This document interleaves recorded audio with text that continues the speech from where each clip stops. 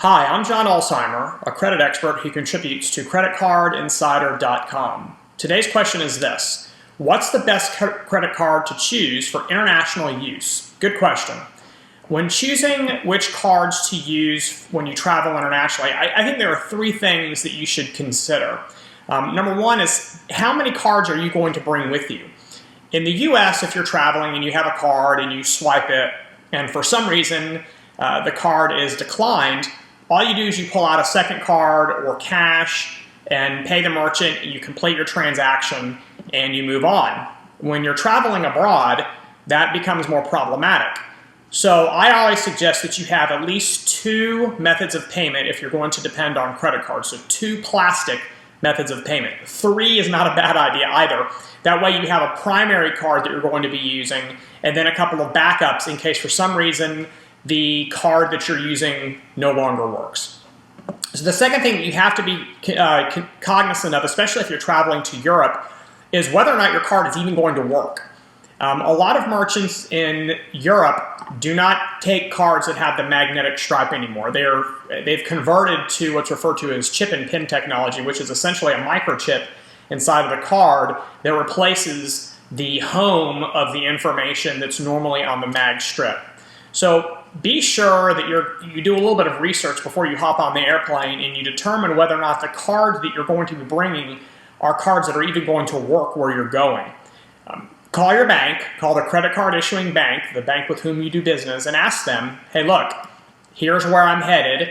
Do I need a card that has the chip and pin technology?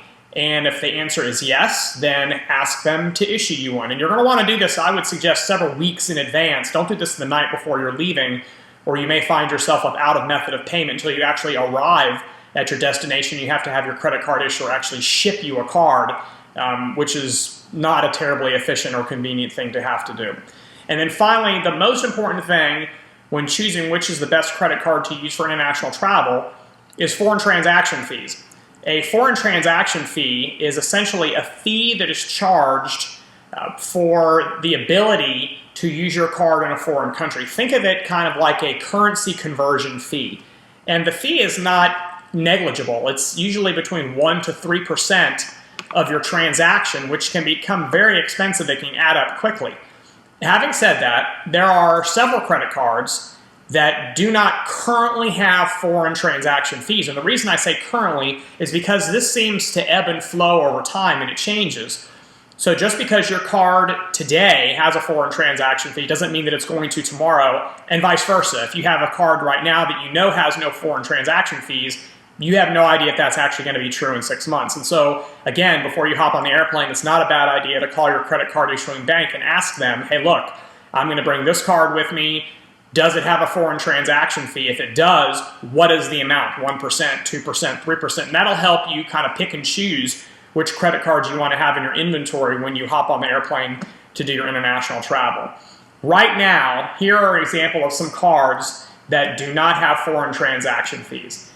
In the Capital One family of cards, the Venture One, the Quicksilver, and the Platinum cards, no foreign transaction fees.